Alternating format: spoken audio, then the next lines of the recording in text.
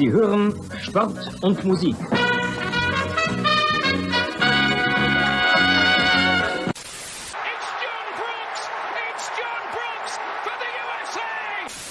Spiel ist aus! Deutschland ist Weltmeister!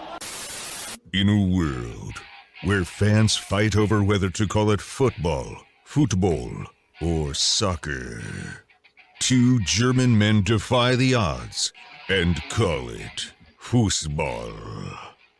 Bringing you inside the German-American football experience. And now, here are your hosts, the Schnitzel Boys. Yeah! Heyo! Hey! We're back, baby. We are.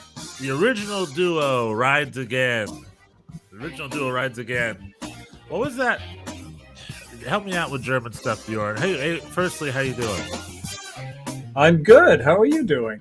I'm doing pretty good. I got my full for viewers at home. I got my full Bayern gear on because if you can't beat them, join. It's very So nice. I go real Bayern this week. I'm wearing a tablecloth as a shirt, which is my sort of Bayern. Yeah, that is the quintessential German tablecloth. Yeah, that or the other one's the white and blue one, the white and blue sort of design, I think, or something. Essentially the Bayern Munich colors.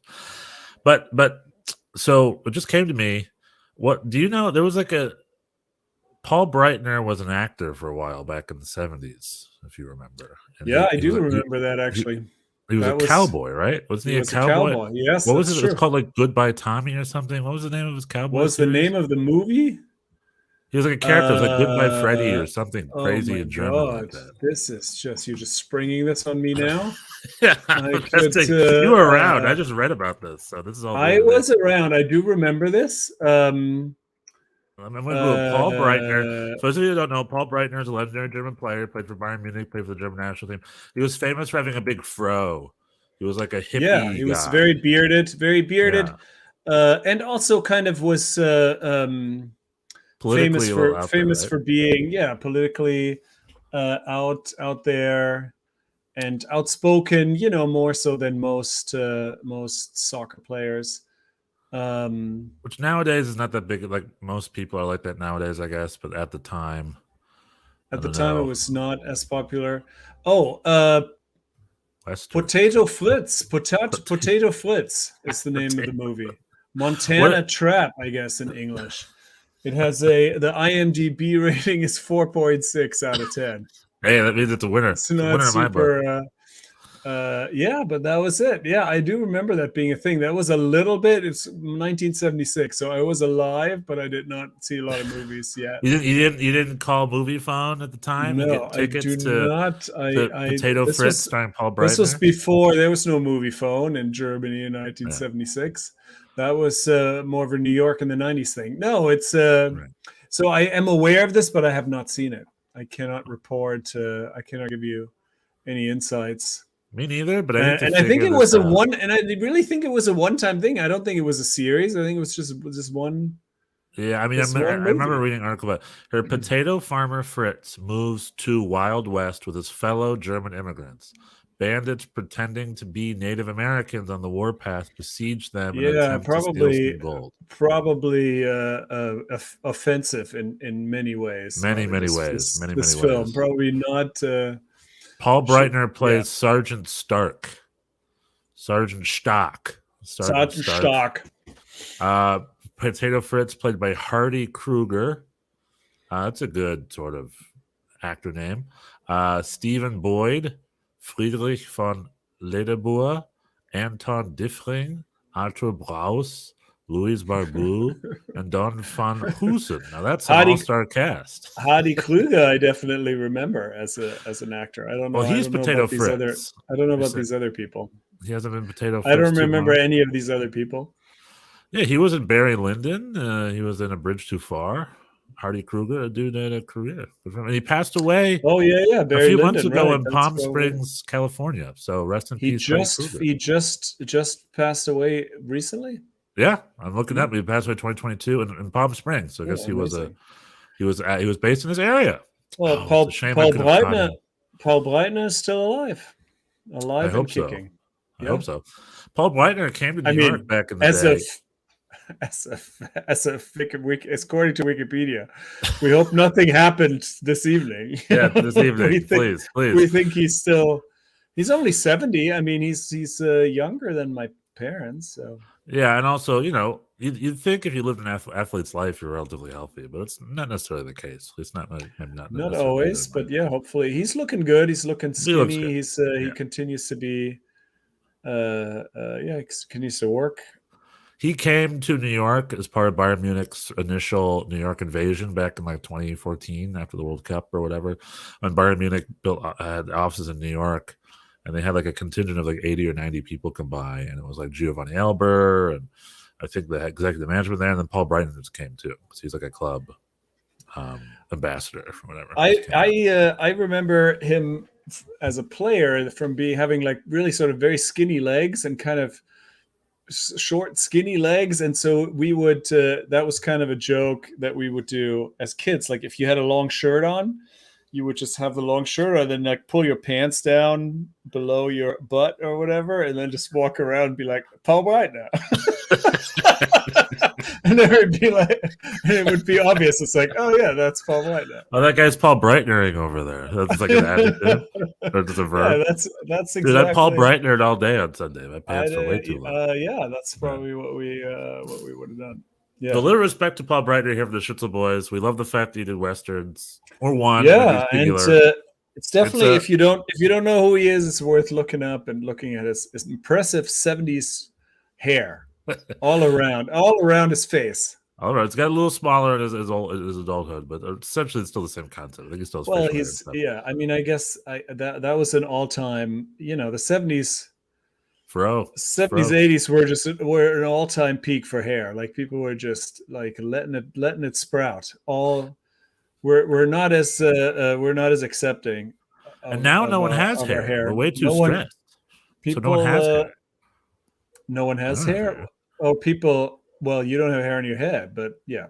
Well, but also body hair. It's like people shave their body hair. Men much more than in the 70s. It was like, let it go. Hair everywhere. I'm all about that. They made a musical about it. You're aware they made a musical about that. And then I'm extra aware because they made a sequel to that musical that I'm sure many people don't know. What? Called Dude. The musical was called Hair. It was a big hit. And then they made a sequel to the musical called Dude, which was on Broadway for like 3 performances before it closed. Dude? Yep. You're talking with the trivia master here. Hair was not as catchy. Age of Aquarius. They should have just called it Hair 2. Yeah, they should have called it Hairier or something. Hair again. Hair again. More hair. Let the sun shine. Even more hair. Let the sun shine in the sun shining. It's the Schnitzel Boys. Schnitzel Boys music and movie hour. We should do a movie club where we find an obscure soccer player that's in some movie. Franz Beckenbauer is in Escape to Victory, I believe. I could be wrong about that. Right. No, or where was he? He had a small part in. Wait, that's the Pele movie. The Pele movie, right? Didn't Franz Beckenbauer play one of the evil like Nazi guards? And Sylvester Stallone is a goalkeeper in it, and Michael Caine did it. He plays the British captain. Escape. What? It's called Escape. It's called Victory, I think, here in the United States, but in England it was called Escape to Victory. It's a much bigger hit in England than it is here in the States because it was sort of obscure here. But it's a movie with Pele. When I lived in Brazil as a teenager, Pele was the star of a telenovela. He played a priest. So he was very, very good marketing person. The dude was around, always looking for money. No Beckenbauer in that movie. No, and was he on different? Maybe I'm thinking of something else. Who knows? Who knows what I'm thinking of? He was too busy hanging out in Studio 54 doing coke and with Henry Kissinger. And there's a great documentary, by the way. Have you ever seen it called "Once in a Lifetime"? The New York. Oh, the Cosmos one. Oh yeah, it's a great movie. Great documentary. Yeah, I mean, it was like those guys. Yeah, those guys were just the kings of New York City. Oh yeah, and I mean, they would hang out in the clubs and do drugs and have as much sex as they wanted. And I mean, Franz Beckenbauer throughout his life in interviews, you would ask him about his time in New York, and his eyes would glaze over, and he would just be like, "It was just the best." Like he's why like Shriney and people like that go to the States because Front Sparkle's like it's amazing. Go. It's like, oh my god, there's gonna be, but Studio 54 no longer exists. No, Unfortunately, and that whole culture doesn't exist anymore. It's not as much. I mean, I think you could still probably do drugs and have sex in New York City if that's if that's where your mind's at. But Henry Kissinger's not going to be there. That's all I'm saying. That's not. I don't think that's a key. It's not a key component. That's a deal breaker for me. For me, that's a deal breaker. For you, maybe not. Kissinger, if you're gonna do drugs and have sex, it will only if Henry Kissinger is in the vicinity. Henry Kissinger, the man, the Franciscana or whatever, wherever he's from. He's from the Franconian. Henry Kissinger is a big fan of, I want to say, Gorto Furt, I think it's his club. And Henry Kissinger was a big soccer, like, he's why soccer was a big hit here in the 70s. He, like, made it happen. And Henry Kissinger was also a really influential do you know the story? Without Henry Kissinger, Pele would have never come to New York. Do you know this story? I don't. So in the 70s, again, U.S. soccer history time, and this is from the Cosmos documentary, so you might have heard it already. But essentially, like Steve Ross, on the Cosmos at the time, who was the owner of the Warner Brothers, he was like the then Bill Gates, Elon. He was like one of the big American billionaires at the time. Although back then, I think they were only millionaires. And he like called, like, let's get this Pele guy up. Come on, Pele. And then they went down to Brazil, offered him a lot of money, and Brazil was like, no, he's a national treasure. We need to keep him here. Stay here, stay here, stay here. So then Steve Ross was friends with, I think he worked with or was very close to Norman Rockefeller, who was the vice president at the time. Under who was the president in the mid-70s? This was under Gerald Ford, maybe, I think, or under Nixon. One of them. I think it's under Ford. Norman Rockefeller was maybe the VP. I could be a little wrong with this. Norman called back. He's like, I don't care about soccer. I don't care about this guy coming in here. Like, why would I pressure Brazil? However, there's a guy in my staff who is a fan, and he wants to help out. His name is Henry Kissinger. And Henry Kissinger was Secretary of State at the time. And then New York Cosmos got a call from Brazil or from Santos or whoever, and said, we are going to sell you Pele for the betterment of the relationship between Brazil and the United States. So Henry Kissinger called the Brazilian head office and like said, send us, like he convinced that he must have given him some back or something, maybe a secret or two, whatever shady stuff he was doing in South America. And he made the Brazilian government convince Pele to come to New York after they tried not to. So Henry Kissinger was very instrumental in Pele coming to New York. And then if Pele never came to New York, NASL probably would have never been as big of a hit as it was. And that would not have led to what soccer's like today. So we have a lot to thank Henry Kissinger for. We have plenty to maybe not thank him for, but we have plenty to thank him for as far as the U.S. As far as like 3 Americans crushing it in the English Premier League yesterday with Leeds destroying Chelsea. That all started with Henry Kissinger calling Brazil. I mean, he doesn't take all the credit. There was a big lull. It's not like this. It's not like the trajectory of soccer in this country. I mean, there was like after the NASL folded. Anyway. However, what I will say is the NASL is why soccer became a suburban sport. It's why there's a soccer mom thing. The U.S. national teams of the 90s, the sort of the first teams that actually could compete, that was all because of the NASL. That was like the after product, I would say, like the aftermath. Like John Harkes, Tony Miola, and 1 or 2 other guys were ball boys for the New York Cosmos. So and Mike Windishman, who was the captain of the 1990 U.S. men's national team, when Franz Beckenbauer comes to New York, he's the little kid holding the welcome banner at the airport. And he later captained the 1990 U.S. team. So there is a correlation. Like without the NASL, there would not be what soccer is today, in my opinion, here in the States. All right. Well, that's just my little soapbox. I refuse to give Kissinger any credit for anything. That guy sucks. That's fair. I don't know. Teach their own. Anywho, soccer, German Americans, and all that stuff. This is our stuff. Let's talk what happened this past week. We had a lot of stuff. We can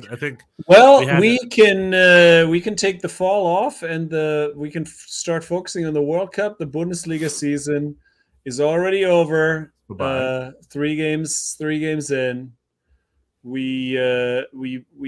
I take full blame, I guess, for hyping, for spreading these ideas of other teams perhaps being competitive this year. I had these ideas of Leipzig, Leverkusen, Dortmund. Somebody emerging as a contender, but not to be.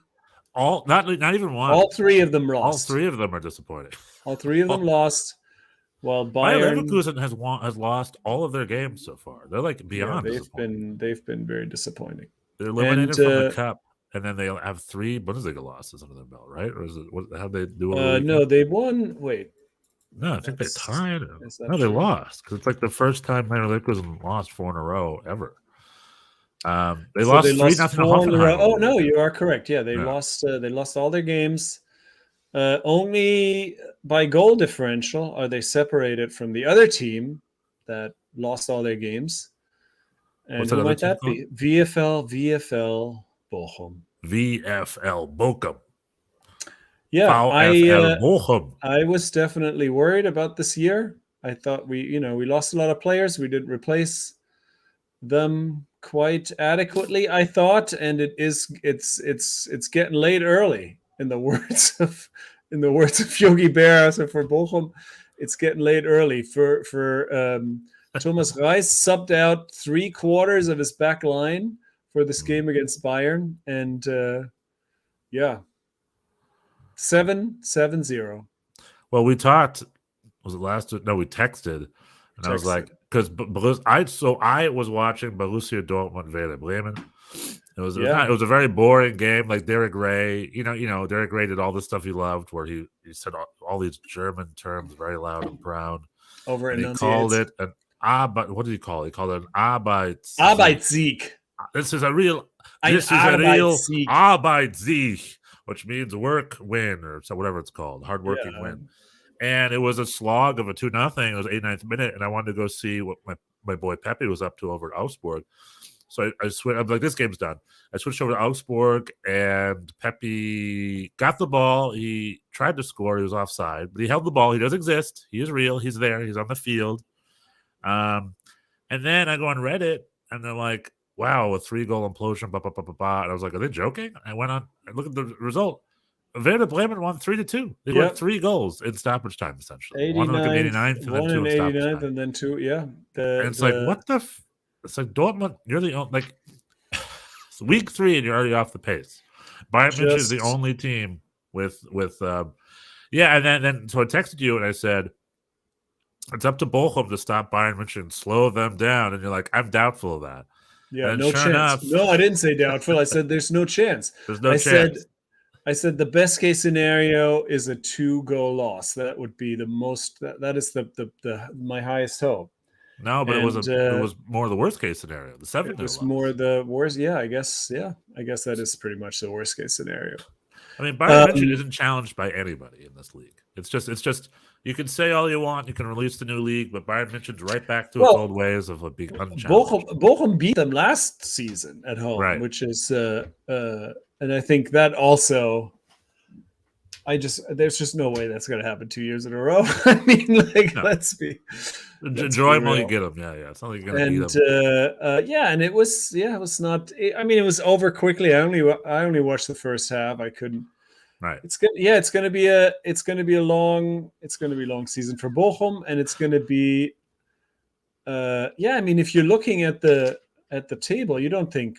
I mean, Mönchengladbach, Union Berlin did well, Mainz. But none of those teams are gonna. No, they're all middle. Are gonna be contenders. Once again, the people that we were counting on have already really let us down. Yeah, Dortmund has 6 points. Leipzig has 2 points. RB Leipzig. Leverkusen has 0 points. Those were the 3 teams that we thought could contend, and here we are. Yeah, here we are. I mean, it's early days, quote unquote. So who knows? Maybe they'll. But again, it's like, what's the phrase? Like the definition of insanity? Doing the same thing over and over again, expecting a different result. It's like you called it. Credit where credit is due. I said no. Bayern might be vulnerable. The midfield is weak. Other teams have improved. I had hope, and it's not looking good. Systematic. And the problem isn't Bayern. People are like, Bayern's the problem. Bayern's not the problem. Bayern are doing great. Bayern's not the problem. Bayern are doing what they have to go compete against Real Madrid and Barcelona and Liverpool and Man City. And Juventus. They're doing it right. My issue is Dortmund, Leverkusen, and Leipzig. What are they doing? They need to have a bigger club mentality. And if systematically they need to be better enabled, then so be it. You got to figure it out. There is this new DFB president or vice president. I brought her up before. I always forget her name. Donna something or other. I should remember. I think I put her in our last video we did. But she assumed the position about 6 months ago to a year ago, and she's bringing up the same things I'm bringing up. She's like, something needs to give. It can't just be this over and over again, So I like what she's saying, and they just got to figure some things out. They got to find a way to make it a little more competitive up top because, the rest of the league is fine. Like Eintracht Frankfurt, the relegation battle is fun. When Eintracht Frankfurt won the Europa League last year, so the other clubs are still winning titles, RB Leipzig won the cup. So there's other stuff going on, but the very top of the table, winning the league, it's not like what kind of league is it if it's guaranteed to be the same team every year? You know what I mean? What kind of league is that? Yeah, Michael. I think it was Michael Cox on Twitter who suggested that Bayern should just start every game 1-0 down. Penalty goal. I mean, I'm not saying that. That's ridiculous. But we got to come up with ideas. Is what I'm saying. What the reality is, club. I don't know if it's a legal policy. But what are you? But what is the idea that is? I mean, yeah, you got the other teams got to get by. It's not about making Bayern worse. It's about the other teams. The other teams have to stop selling their best players to Bayern München. That's probably first and foremost. I mean that's number one. So like if Werder Bremen or RB Leipzig, like RB Leipzig was guilty of this quite a bit, and Dortmund also in the past. It's like if they have great players, sell to England. Make your money there. Sell to Spain. Sell to Juventus. Don't sell to Bayern. Let Bayern go find their own players the way you find them. Let Bayern go scout. Let Bayern go to Eastern Europe. I know it's only a small thing, but stuff like that. You're gonna make sure. Like in England right now, Christian Pulisic is being touted as maybe going to Manchester United, but Chelsea's like, no, we don't sell to our rivals. None of our players can go to Manchester United. And it's like, okay, it's a club policy. Borussia Dortmund, take note. Bayer Leverkusen, take note. RB Leipzig, take note. Don't sell to your rivals.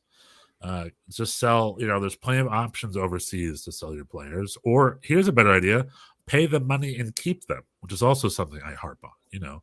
Keep your players. Stop being so obsessed by letting them move on. Just small things like that. Just Borussia Dortmund. Your job is to be more competitive, so figure it out. I got another idea. What is it, my friend? Don't give up 3 goals in stoppage time to teams that just got promoted. It's a good idea. Yeah. With that super duper defense with what's his face, Nicolas Zula, who looked pretty rough, I think, coming off the bench. He still hasn't really fit in there yet. I believed in him too.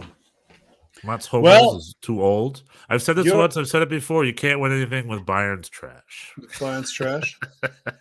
You were right. I was wrong. Here we are. I'm not saying that. I'm just saying I'm saying that. All right. I had high hopes. I had high hopes for this season. I was excited about all those. I mean, RB Leipzig gets like slaughtered by Union Berlin. They have a good lineup. I mean, Timo Werner should have had a penalty early on. So there's that. Jordan Pifat is crushing it. Union Berlin. Union Berlin's doing great. I love what Berlin's doing. But they're not going to contend for the title. No, but they have the same mentality that Dortmund does.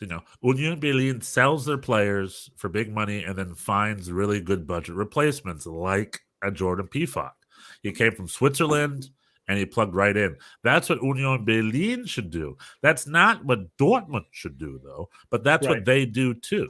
They sell off their players and try to find budget replacements all the time. It doesn't create stability, And then Anthony Modeste, it's early days. I still believe in Anthony Modeste, a great club legend at Cologne. He's great. He still needs to find his feet at Dortmund.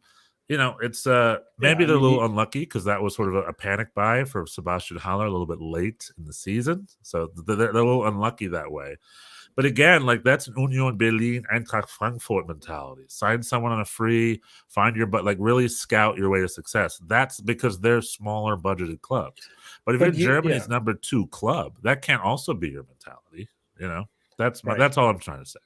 True.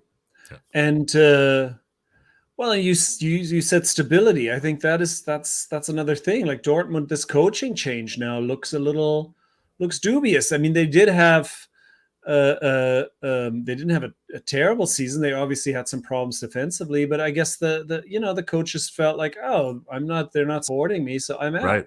And now they've got Terzic, which is, I don't know, what are his credentials? What makes him so? And he seemed to like really.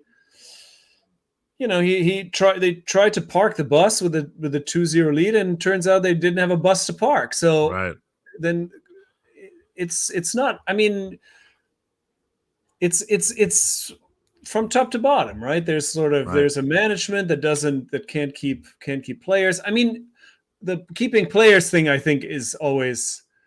I always have a little bit of a different take. Like you don't get if you don't move him on a couple of years in, Erling Haaland doesn't come to Dortmund to begin with. Like it's he only goes there in order to leave after a few seasons.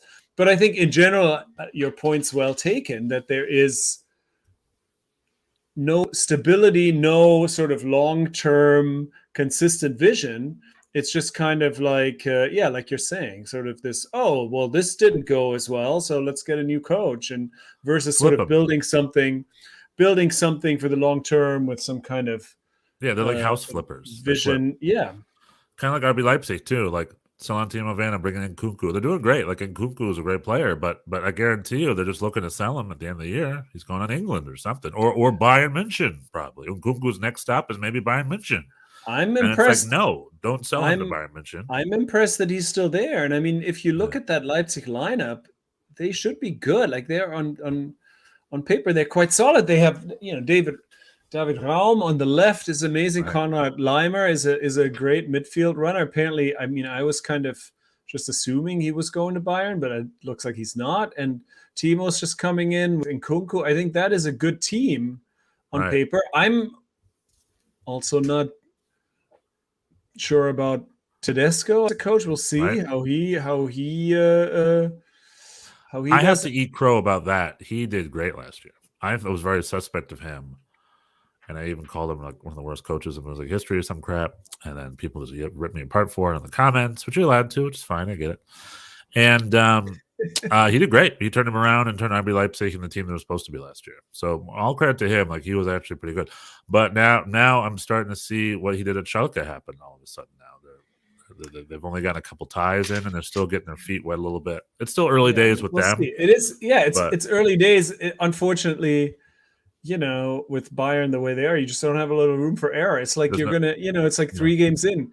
Leipzig, they have a 7-point gap already. Bayern München has let one goal in and they scored 50. How are you gonna make that up? It's just not. Even if you have a great rest of the year. We're already looking at Bayern München trying to drop points, and they're not anywhere close. They're looking totally infallible. So, I mean, Sadio Mane. I mean, if Sane looked good against, if he's getting it together. I mean, that team. Yeah, I'm still kind of wondering about the Sabitzer Kimmich double pivot, but Kimmich looked great. Yeah, who knows? Zabitzer's been looking good. I mean, Kimmich he's been looking solid. Yeah, Matthias de Ligt is just a bruiser of a guy. I guess I didn't really appreciate that previously. What a physical presence that guy is. So, yeah, I mean, and Bochum is not. They have, I mean, there's so much turnover, and they really. I wish I just had any kind of faith that is going to turn around, but they really could very easily become this year's Greuther Fürth, and I hope that's not true, but so far I've seen little that makes me hopeful for them. So yep, here we are. Back to Dortmund again real quick. The other thing about, you said top to bottom, it could be Zwanziger. All right, is that his name? No, Watzke. Sorry, Theo Watzke. Oh, Watzke, Watzke, Joachim Watzke, the director.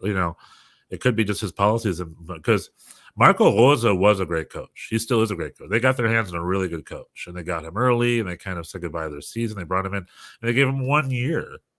And it's like, clearly he wasn't supported the way he's supposed to be supported. Like, Marco Rosa is a dude who can start a project. Give him the reins, let him do his project, And offensively, they had an incredible season. I mean, it's not like nothing was working for them. I mean, it was very obviously, I made fun of them a lot for just being so wildly unbalanced, right? And because they just didn't defend, but it wasn't like they totally tanked. I mean, they were second, and they had a great offensive year. And I think I agree. I don't think he deserved to get fired. And I guess in fairness, he didn't get fired. He was just sort of like, well, it seems like you don't. It seems like I don't have your support. So then, may as well just pack it in. And I guess that is, I guess you're right. That is a question of this from the top being like, this is our project and we're sticking by it. And they put in Terzic, who's just a yes man. He's just a club man, a company man. Who sort of is popular with the fans. But we'll see how it goes. I mean, obviously it is still early. Dortmund is only three points behind Bayern, so they're still still in it. And I mean, this was a crazy, and I mean, this was sort of a fluky thing, maybe, but it's we'll see what happens. There's still obviously a lot, but it felt like this weekend felt like, oh, we're three games in, and it's the same procedure as last year. Bye.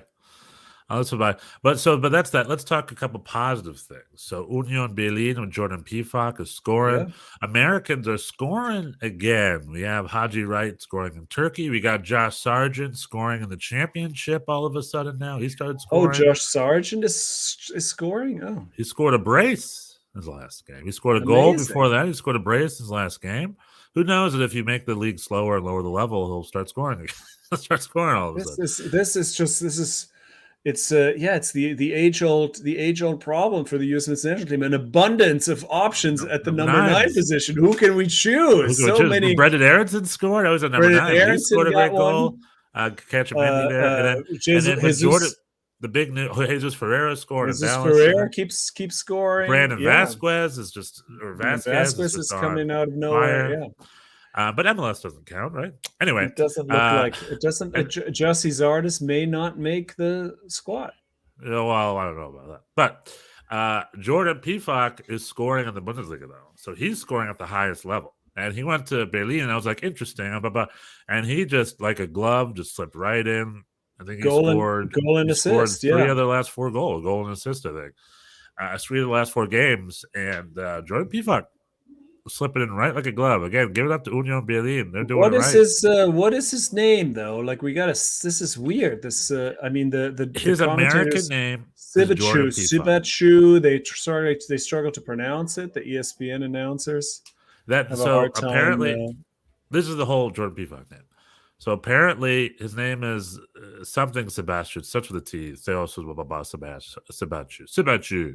And that's his legal name. It's his passport name. It's his father's name. Jordan and apparently in the Bundesliga, typical German rules, MLS doesn't have this rule, that whatever you're registered as on your passport has to be the name on your jersey. That has to be your name. Like, there's no way around it. Not like here in MLS, where I remember when Alejandro Gamara came in, he's like, call me Kaku. So just put Kaku on the back of his jersey. And there you go. He's Kaku. In Germany, apparently, it has to be whatever your legal name is. Right. So it says Sibachu, and then because he's on there on his passport, similar to Pulisic, he's there on his Croatian passport, so that's why his name has the accents in the thing. That's why people call him Pulisic, because he's there on his passport, and that's the name you have to use for official registering.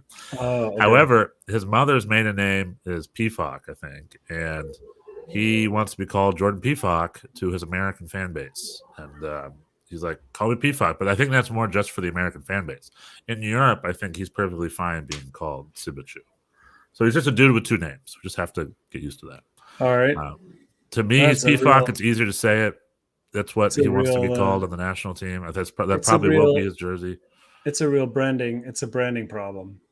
His marketing team needs to get on that. One person, two names, just like that's yeah, it's very, very confusing. You should legally change it to PFOC if he wants to be called PFOC. Change the paperwork. I don't know. Something. I don't know. Your guess is as good as mine. But so that's good news for them. Mainz, who I went to a live game last week, I have a little soft spot for them. They've been doing pretty good. Right? Let me just see here. Yeah, they're like those scores this week. Fourth or yeah. Werder Bremen is coming in with a bang. They're coming up in the season, doing pretty well. Schalke is doing okay. Gladbach's having I think they're starting okay. Yeah, but Mainz and who did Mainz play over the weekend? Mainz beat Augsburg 2-1. Augsburg, yeah. Augsburg also in a little bit of trouble, maybe. Yeah. We'll see.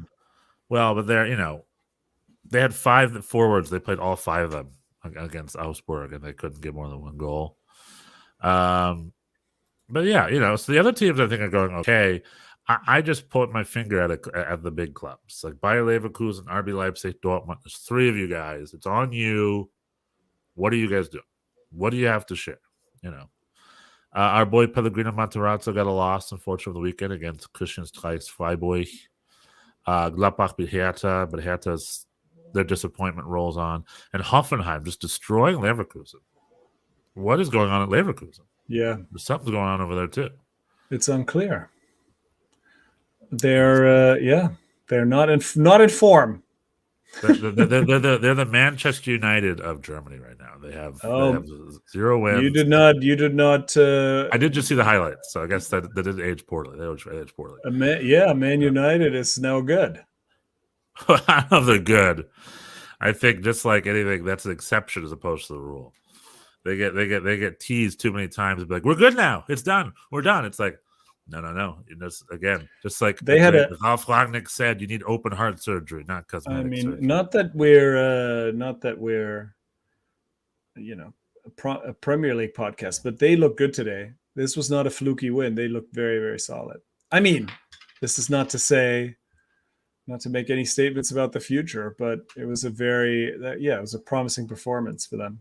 Jadon Sancho, former Borussia Dortmund winger and star, had a great goal. Mm-hmm. But as far as England goes, and Americans, Leeds and Chelsea, great game over the weekend. I picked the right game to watch. What a fun game! Yeah, Leeds that was Chelsea.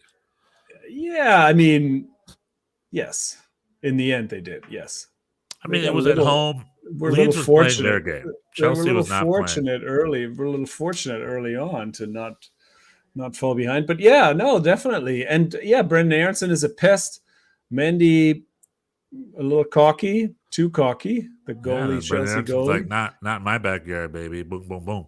Jack Harrison, and your former NYCFC winger, Jack Harrison. And Tyler Adams, man of the match, dude. That dude was an engine. Yeah, I've seen him do that before for the New York Red Bulls. And again, look at that. And remember, again, RB Leipzig, Domenico Tedesco never used him much last year. And I'm like, that's his mistake. Tyler Adams is a freaking talented player.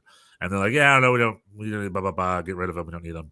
And that's what he can do. What you saw over the weekend, that's Tyler Adams. I don't think RB Leipzig has a number 6 that can do that, like the way he can do that. So they got rid of a great player for no reason. And that's Leeds' game. Tyler Adams at his best. That dude was a freaking engine. I think he's covered more miles than anybody else in the league, or close to it, or second most, or something. And Tyler Adams is a freaking great number 6. I love that they're plugging right into that league pretty seamlessly. And Brendan Aronson coming from Austria, he's like, screw that. I'm going to go straight to England and play a top flight. And he hasn't slowed down a beat. I mean, they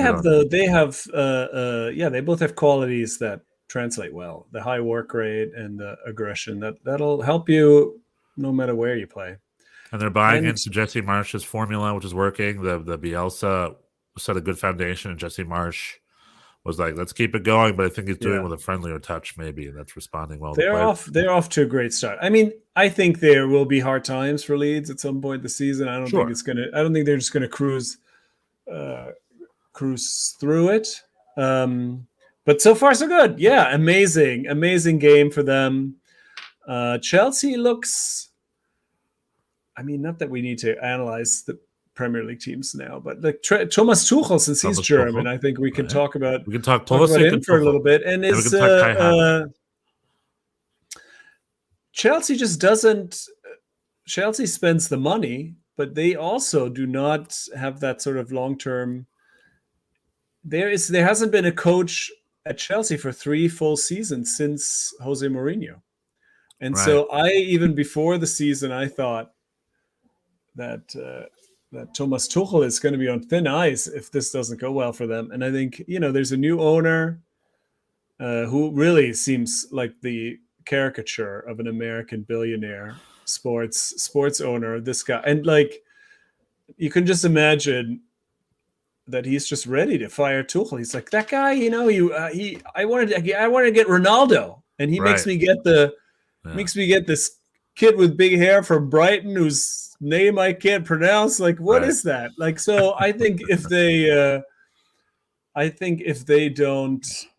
don't do well right away, it's going to be a tough season because they have a lot of big names, a lot of egos. And Kai Havertz is not looking like he's going to score a lot of goals this year. And we'll see. Christian Pulisic is maybe going to try to make his way out of there before the window's over in a week or two. But where is he going to go? He was rumored to Man United. I heard that too, but the other big rumor is Newcastle. Maybe Newcastle. We'll see. Maybe he'll go back to Dortmund for a season. How about that? For a crazy idea. How about that for a crazy idea? Or LAFC. It seems like that's where everybody's going.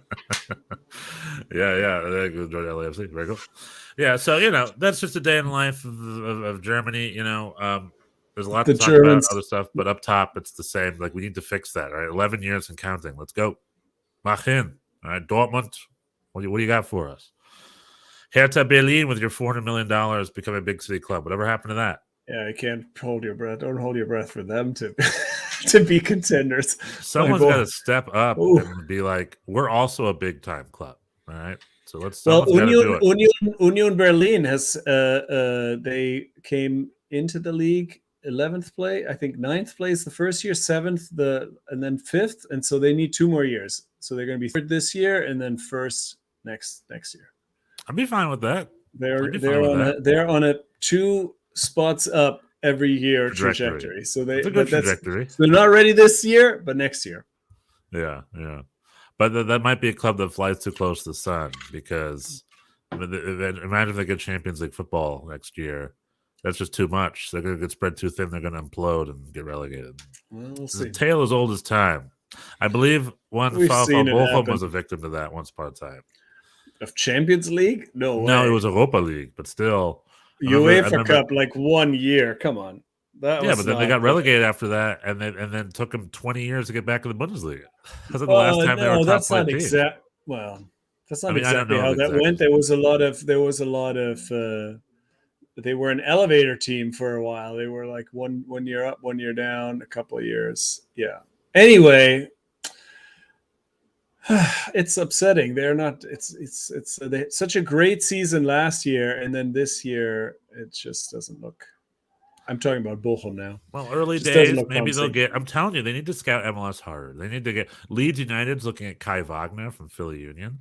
Why isn't Bochum looking at Kai Wagner? Because there's no. They want let their contract. So he only has 1 season left on the contract. At Christmas time, offer him a free contract. Let him come to the Bundesliga. You don't have to pay. That's not how MLS wants to see the money. They're not going to let people go to the Bundesliga on a free. Come on. It's not up to them. The contract is over. Bosman ruling. Sure.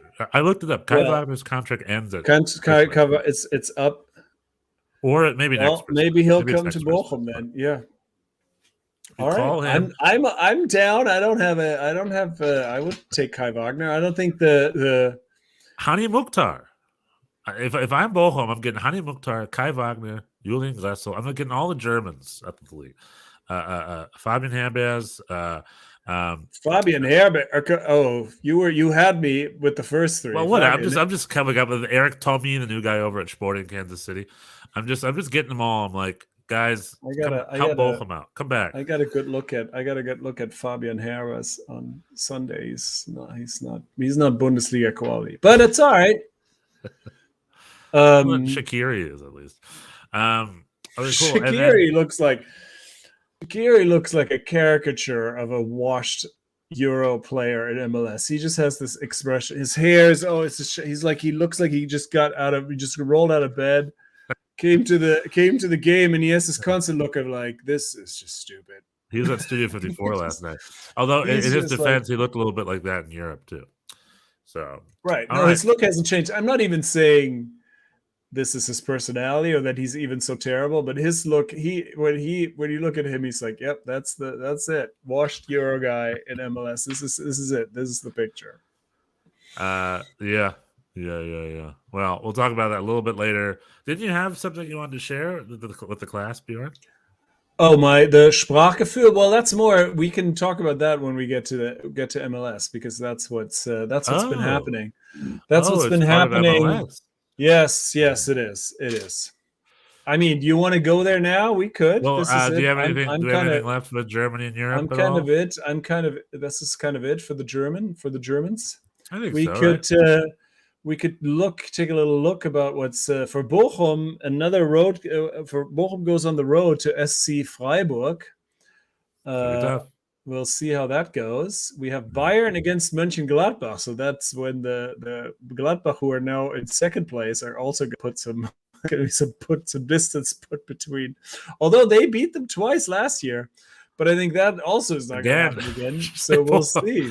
You wasted your wins a year ago. You can't get them 2 years in a row. So I think that's going to probably create some distance there.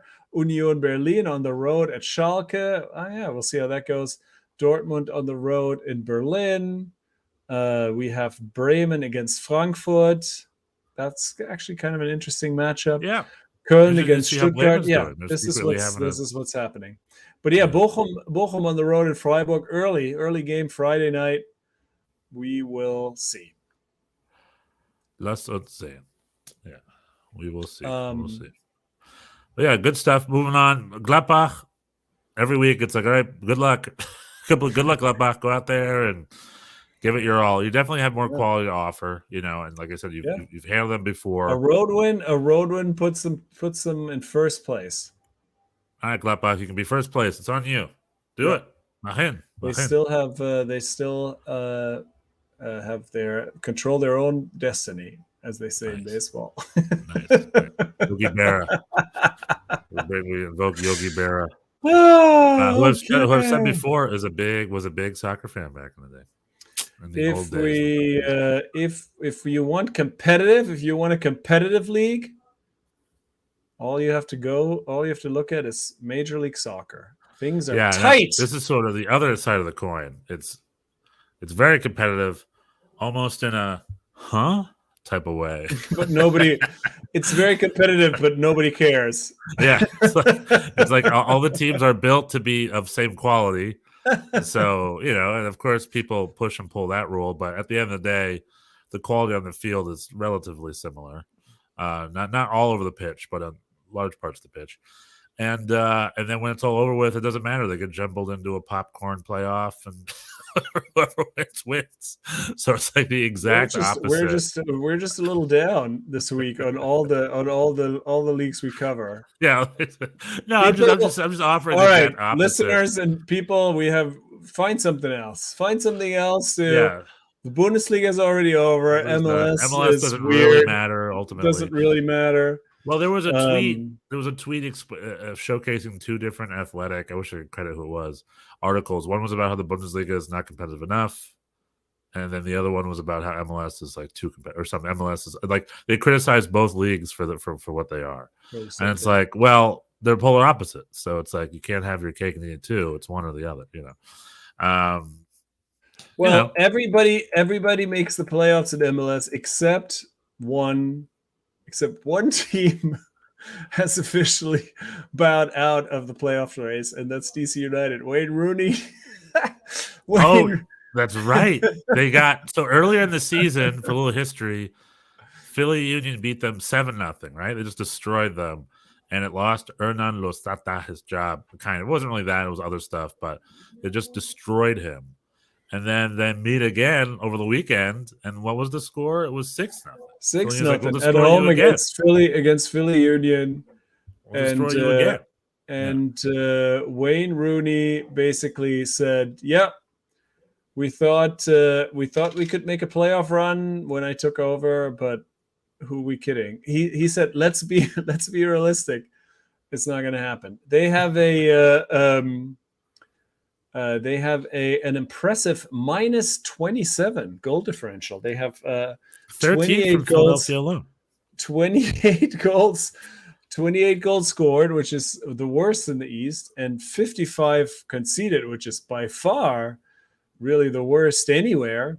And Wayne Rooney should put a jersey on and some shorts and run out there himself. And they're right now. They're 13 points out of a playoff spot with 8 games to go. That's not going to happen, and so they're out. But everybody else really is still in. Yeah, I mean, tight. I guess in the East, certainly everybody is. I mean, Atlanta United, Chicago, and Toronto all have 30 points, so they're still in it, and so everybody in the East still has a chance. Nashville. So real quick, last week, Bjorn, you were out of town. You were skiing or something. Where were you at? I was hiking the Presidential Range in New Hampshire. Right.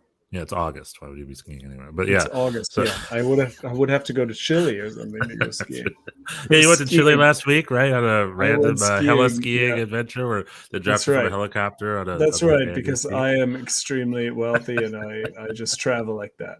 Yes. Yeah, you're like Richard Branson, and nobody knows. Right. But I'm not Richard Branson. I'm just distantly related to him. Yeah. No, so I had a friend of ours, Ryan Barker. Or Baker, sorry, come and fill in. He's a natural SC fan, and we had a little focus on soccer in the South and soccer in Atlanta and Charlotte and Nashville. And he's a little unhappy with the season, and he's like, my coach's okay, blah blah. So we're doing the whole the fish is rotting a little bit.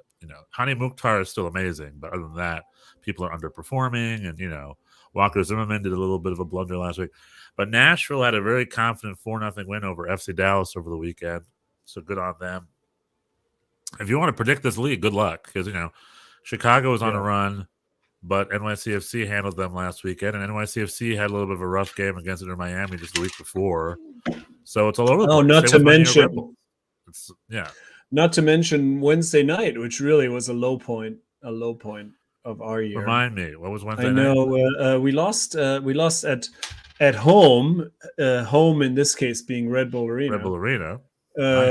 We lost at our non-home to Charlotte FC 3-1. Yeah, that's crazy. Were you at that game?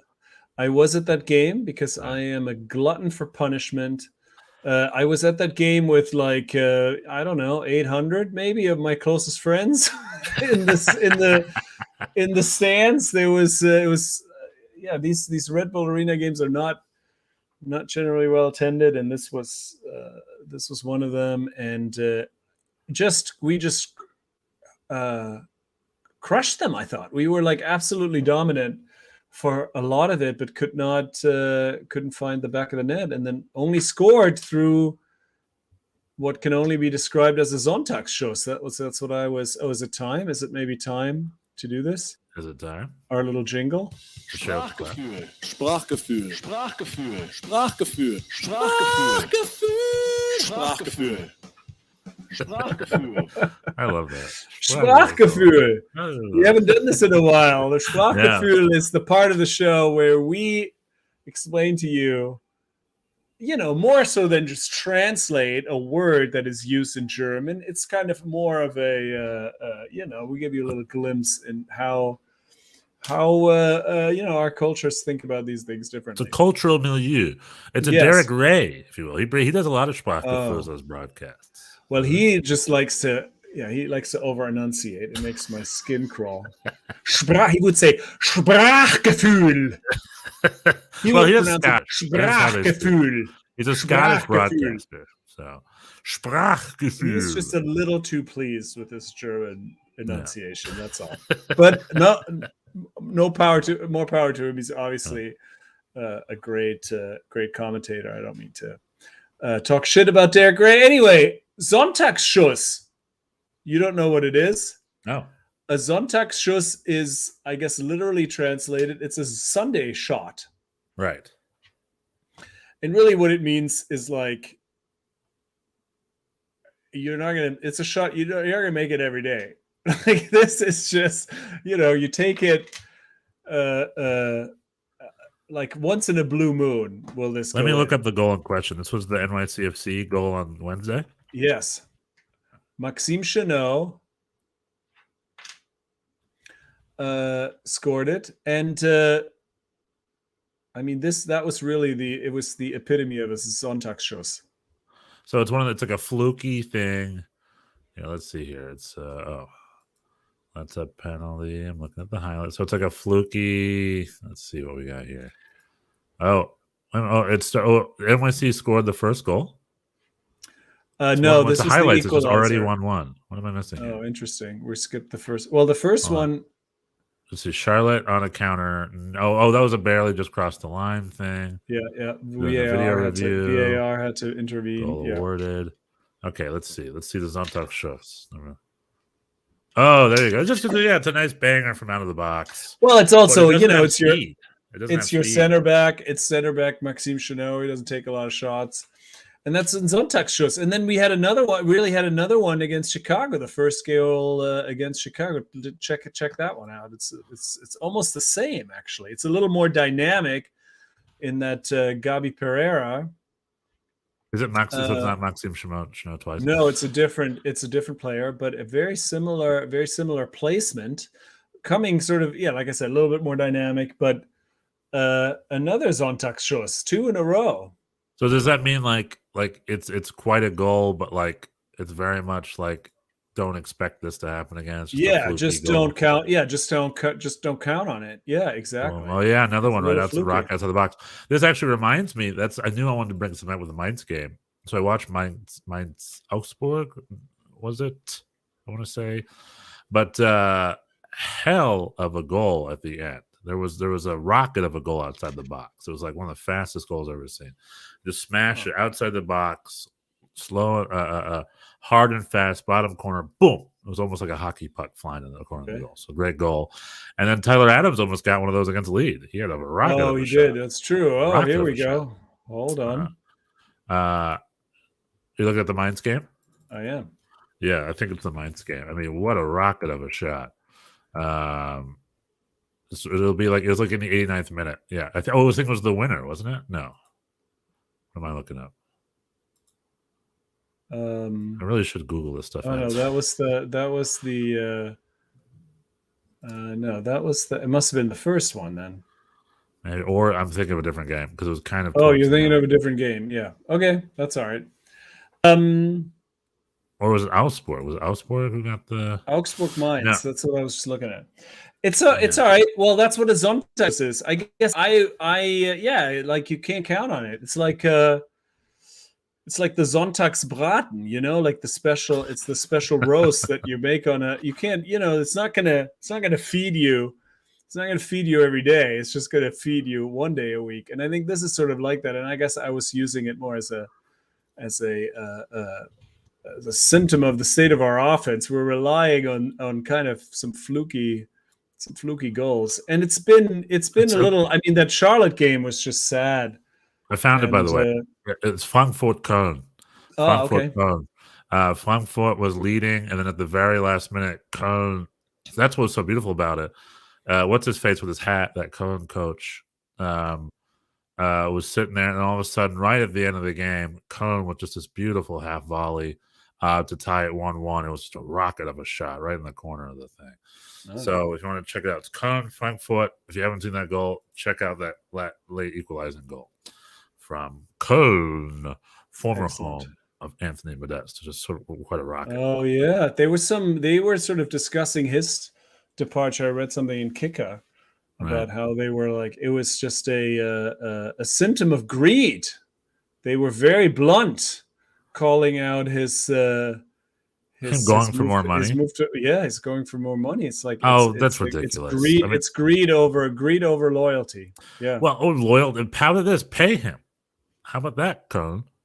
If Dortmund offer money, your job is to match, or fine. You can't maybe match it dollar for dollar, but you can be like, we're going to give you a raise, whatever it takes to keep you here, because there's value in maybe not moving. I don't know, but like that's typical corporate speak of whole like, oh, loyalty, pa pa pa pa pa. It's almost like people work for money, almost to buy goods and services. Oh yeah, well, there's all this. Oh, they were both good goals in this game, actually. Yeah, this was good. I caught a decent part of this game. This is a good game. Yeah. I mean, or Barcelona is a different example of this now, where they're like, oh, we can't pay you what we said we would pay you, so now you can leave or take less. Loyalty. Yeah, no, you're right. I don't think people should feel bad for if you're a professional athlete, your career is short, you got to make of it what you can. If you're a good player, value yourself. I mean, and it is up to the clubs to pay up. New York Red Bulls, Varen Long wants money. Pay him money. They're already acting like he's leaving. Everyone's acting like he's gone. Somebody was asking me, since you're bringing up the Red Bulls, somebody's asking me who is the worst. As we were watching the Chicago game. After the Charlotte debacle, NYCFC beat Chicago 2-0. And as I was watching that game, somebody was asking me via text if Shaqiri is the worst DP in the league. And Shaqiri.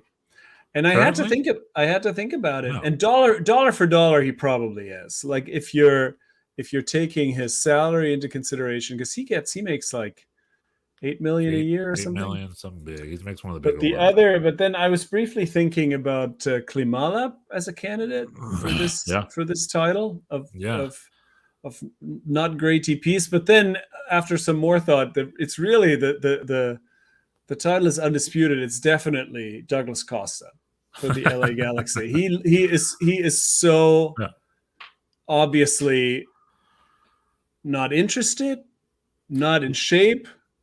With DPs, we have players that you want to do better, but then there's also players that you totally forgot about, and those are the bad DPs. Those are the ones that get paid $3 million a year, and you don't even realize they're in. They don't even come. They barely even get into the game. And Douglas Costa. I mean, when we saw that Galaxy and NYCFC game, first game of the season, we looked at him and we're like, oh, because he used to be good. He was great. He was at Bayern München with him when he was at Bayern. I really liked him as a player. Yeah, but we were like, oh, he is not. He is not ready. And now I don't think he will be ready.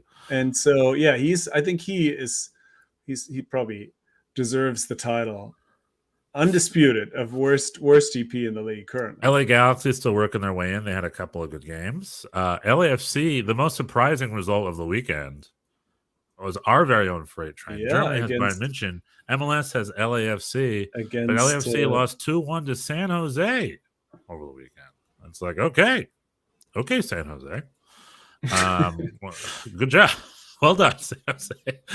That's a Sonntagsschuss of a result. Right? Of a result, they continue to confound, right? I mean, the San Jose and RSL, I guess, take the prize of the most chaotic teams, perhaps now. And MLS, RSL fifth place, by the way. They're completely. But the same, but they're similarly kind of feast or famine, right? Like in a way that you just don't know what to make of them. And I guess NYCFC in their current iteration are up there too. New York Red Bulls too. It's such a Jekyll and Hyde for them. I mean, maybe that's the nature of MLS and parity and stuff like that. Like against Atlanta, they manhandled them in the midweek. Really took care of them. Could have been more than 2-1. Against going to Austin, absolutely destroyed it. What I mean by that is they're playing into their strategy, that they're doing the high press up top. You keep the ball. We're just going to focus on your mistakes. Or that works. Like so when it works, it works. They did it against Austin and Atlanta.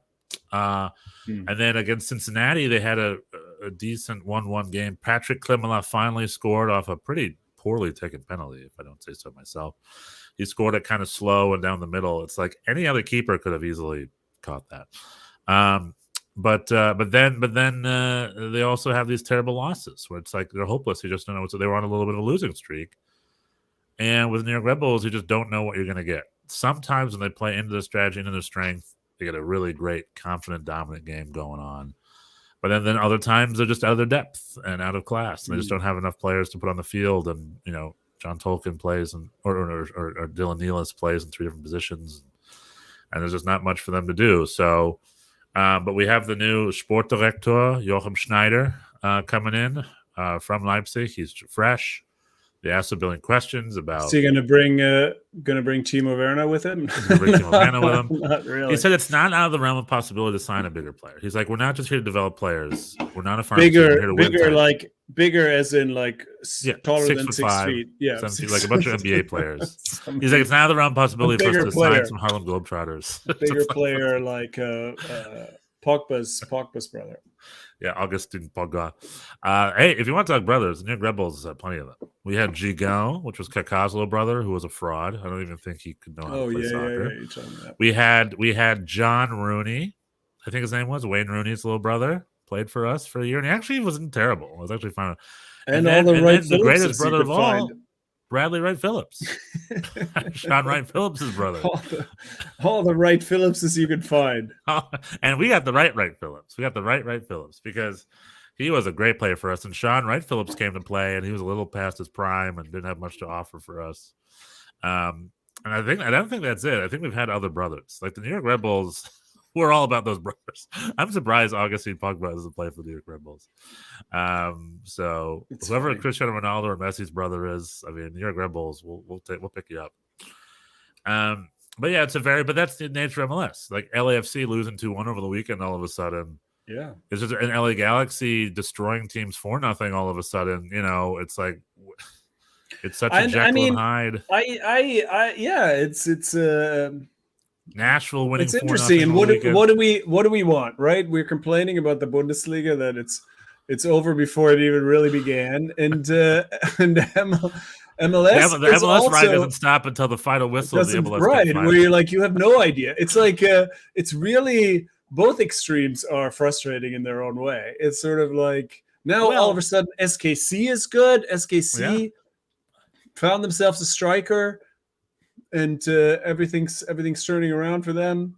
Their German scored a goal again. Tommy scored a goal over the weekend. Their new German. Yeah, Chicago is now bad again. Like it's just. Don't sleep on Toronto. Toronto might still turn it around. I'm on record as saying they're not going to make the playoffs. Although I've had this streak of being wrong recently. So who knows? But they're 5 points off a spot. So it is, and there are. 7 games left, maybe 8, 7 or 8 they games looked left a little now. They looked a little exhausted. They looked a little like let's just try again next year. Let's just all take a breath. This was a lot going on this year. I don't know. Seattle, by the way, same thing with them. Seattle, are they gonna? I mean, that would be really the MLSist thing possible if Seattle, after becoming the first team to ever win the CONCACAF Champions League, would miss the playoffs for the first time. Yeah, the first American team to win CCL. It's a 10-year-old tournament, and Seattle's the first team to ever win it. all the results in the past. The first American team. I mean, if you don't know that and you listen to the show, what are you doing here? Every final of the CONCACAF Champions League. The crocheting podcast is anyway. I love the idea of a tournament that no one can win because no one can win. Abandoned. We've been doing it for 10 years. Everybody just drops out. So anyway, tournament no one can win. As I was trying to say, the MLS's thing of all time that could happen would be for Seattle to miss the playoffs for the first time in their history, the same year that they win CCL as the first American team ever. That would just be on brand for this league. Right. Not in a good way, I don't think. But it does. It shows to our main weakness is depth. MLS club's big weakness is depth. Yeah, because that's true. Because Seattle, once Rui Diaz went down, and he still doesn't look 100%. He's back. He just broke a record. Back. I think he's 2 goals short of being their highest goal scorer, I think I want to say. But yeah. But with that being said, though, Seattle is only 1 point away from a playoff spot. Yeah, I think they will.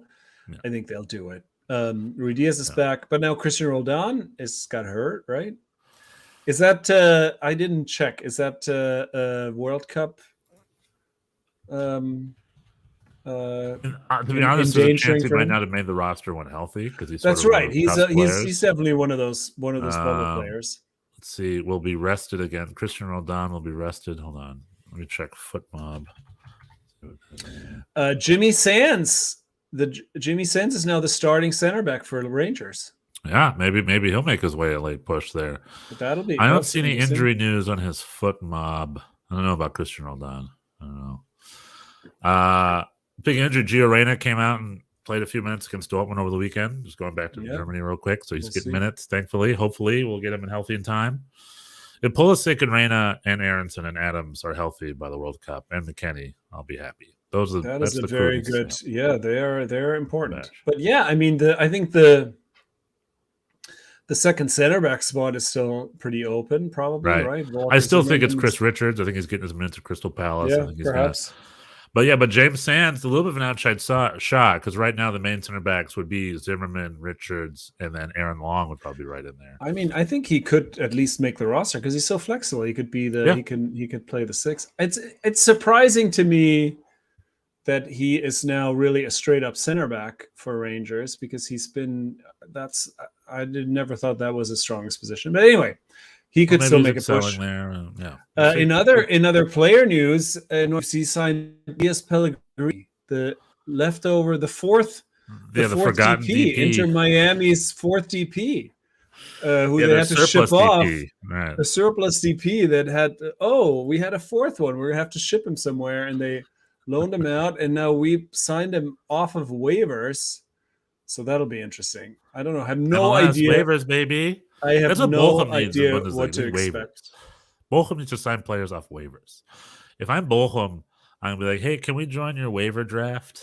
Bochum is waving the white flag on this season.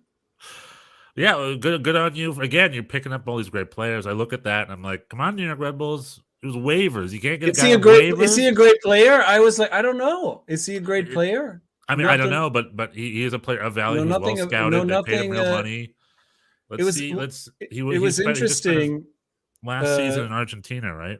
On loan at where? He was at one of those clubs. Mexico or was it I thought he was back in Argentina. Maybe. I don't know. Perhaps.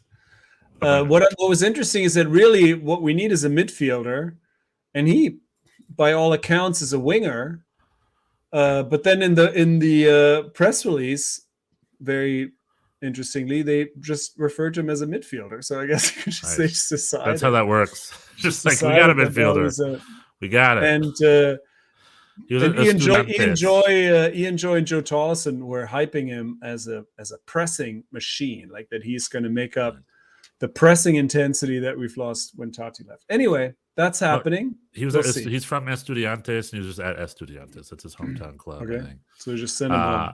19 appearances and 1 goal for Inter Miami. No appearances for Fort Lauderdale CF, as that was just some business work. He's never going to play for them. Yeah, he never played.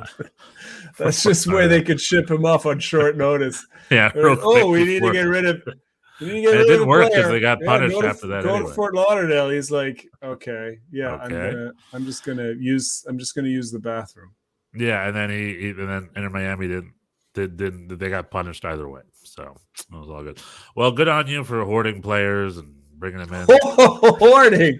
No, we're hoarding them. All right. As a New York Red Bulls fan, everyone hoards players. It's like, it must be nice to have a full senior. To hoard roster. all these.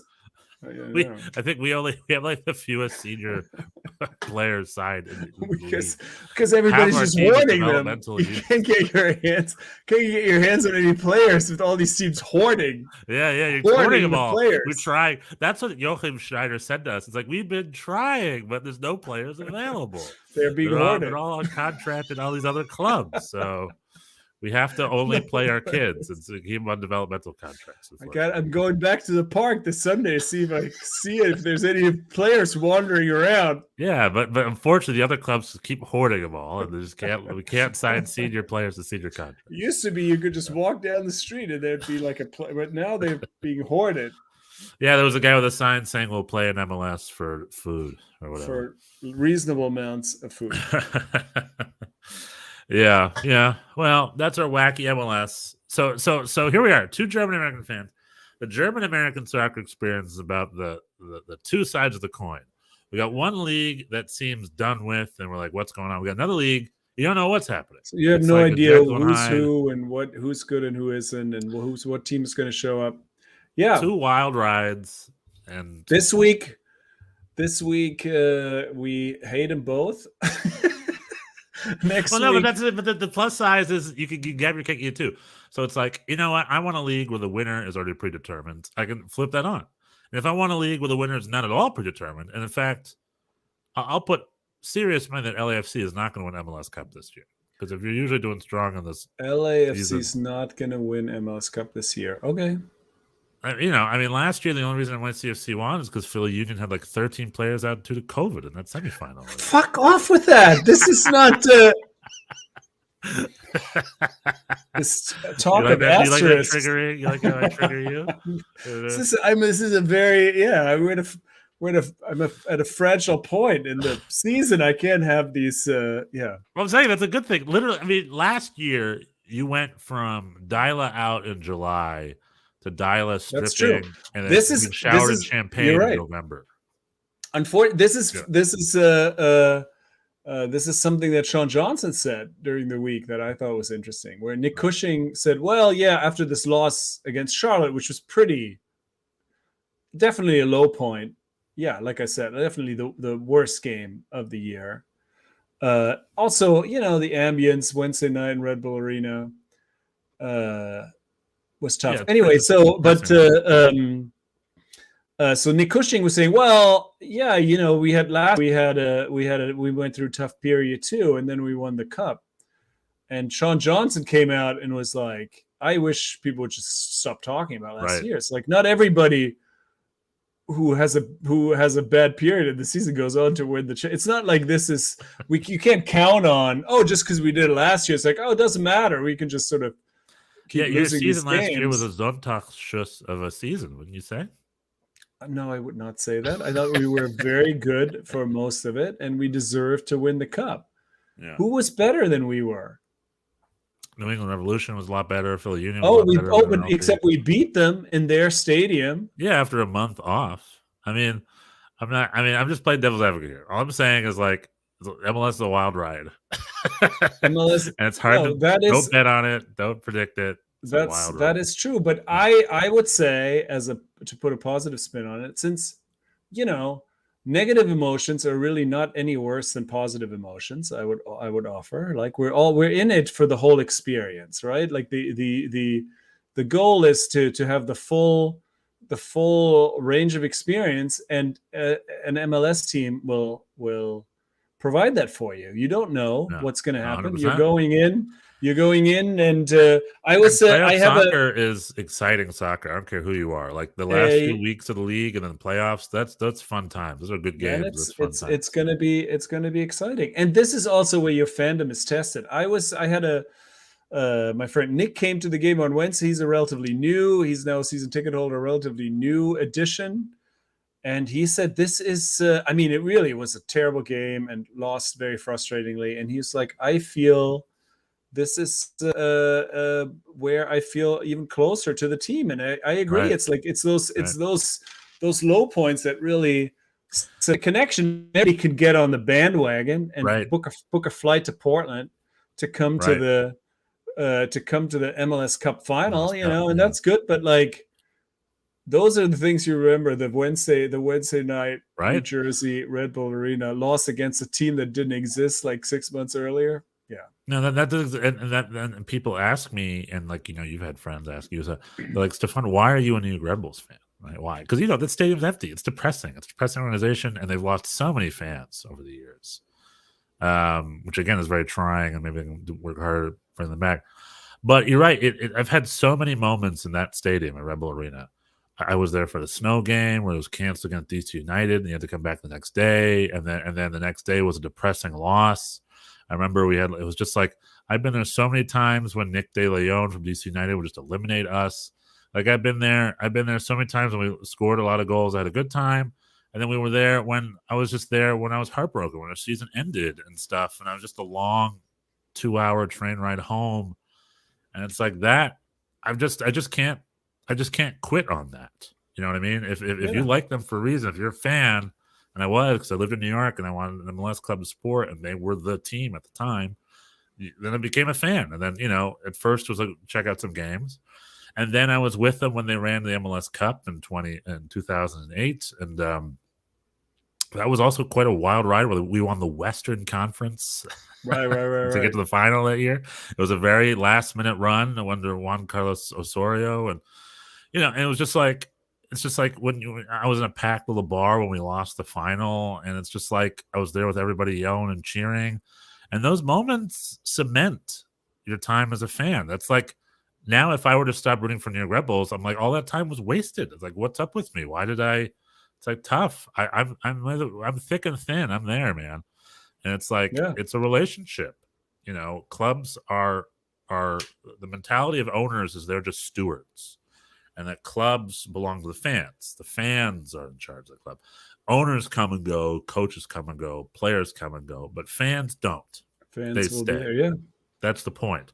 So it's hard for me to be like, oh yeah, screw New York Rebels. I'm just gonna go like I'm in LA. I'm trying to turn LAFC or LA Galaxy into sort of my secondary teams. And it's like I'm fine with them, but I wish them all the best. I think I have their jersey, but I haven't died thick and thin with those guys. I died thick and thin with my New Jersey Red Bulls out in New Jersey. So yeah, exactly. Just it sounds like you had a similar moment where it's like it's not about the titles, it's about the experiences, it's about the relationship, it's about how imperfect you are, about signings and and stuff like that. It's about it's about the whole picture. Yeah, and the full range of emotions. It's not just all Because then eventually you win a cup or you win a couple supporter shields. It feels much better. Yeah, I mean that 2013 Supporter Shield title, man, I'll tell you, that was a great, great feeling. And our sport director Schneider in his interview came in. He had a big intro interview. He's like, "We won 3 Supporter Shields." It's like we haven't not won titles. It's like, yeah, that was 5 years ago. So it's been 5 years. So let's pick it up, my friend. We'll see. And Schneider even offered. He's like, we get the right momentum and luck. Who knows what happens? Pretty much, he's like guaranteed. He's saying the same thing. He's saying the opposite of what Sean Johnson said. He's like, hey, it's MLS. We could, we could go in the playoffs. Anything could happen. Right. He's just like banking on luck. Our sport director came to New York, and his interview said, luck will give us a title. Perhaps. So I mean, thanks, the thing about MLS, you don't have these like financial barriers that exist in Europe, but it's so many teams, Right. We have you're not going to win something every year. It's just like there's 28. No. There's 28 teams. And there's going to be more soon. We got St. Louis coming next year. No, it's a big old. As much as I love the league, at the end of the day, it's a big old capture. Odds are not in your favor to win a title very often. So you have to embrace it while it lasts. The same rules. So when it comes to MLS, it's like everyone knows at the beginning of the season what the deal is. All right, it's a regular season, unbalanced, so that's why it's imperfect. And then you got your playoffs and like everyone has the same rules. So we all know what the whole point is. So everyone, it's like it's the beginning of the year, 20 clubs, there's one MLS Cup at the end of it, one winner, one title, one game, go get it. And then that's what happens. That's the season. So every year someone wins that prize. And whether they, you can debate whether they deserve it or not all day, but at the end of the day, everyone had the same rules. So if they didn't win it, why didn't someone else do it? All right. And there you go. That's me. Well, that's me backtracking on my NYCFC criticism. Like some years are better than the 2010 season always sticks out to me as being like quite the fluke. Like Colorado was such a blah team, and they snuck in last place. They just had a great run on the way to the play. They won MLS Cup that year. It's just like, okay. It's like, okay, Colorado, good job. And then the chief executive of Volkswagen was at the final giving the scoring award to Connor Casey, formerly of Mainz, once upon a time, who was the scoring leader of the playoffs or the season or something. And he didn't even say his name right. He's like, this award goes to Casey Connor, and just hands it to him. He's like, thanks. It's like a very like, just like a very, it was like a very like underwhelming event. We don't know who you are. Yeah, that's just funny. MLS Cup that year in general was like, okay, and the season's over. All right, moving on to the next year. On to the next And one. Colorado has never been the like literally the Colorado is the example of what everyone wants, like what a Schneider wants. They are the epitome of, hey, maybe if you get lucky, you'll win a title. They're the only club that's pulled that off so far. So good on New York Red Bulls trying to copy the Colorado Rapids 2010 strategy. We'll see if it pays off. See what happens. If it pays off. Cool. All right. Have we done it? I think we've done it. I think we poo-pooed our loves enough this week. And we did the German-American experience. Bundesliga, MLS. Well, you got one ride's done, the other ride is who knows. So it's the fan. Hop on, and it goes all the way into the World Cup, the Weltmeisterschaft, the VM. Ladies and gentlemen, we've been the Schnitzel Boys. If you have stuff you want to say to us, which I'm sure you do, hop on. We got comments. Email us. Tweet at us. We will guarantee you we will engage with you. We're very engageful. We engage. We engage. All right. Bis nächste Woche. Tschüss. Tschüss. Tschüss.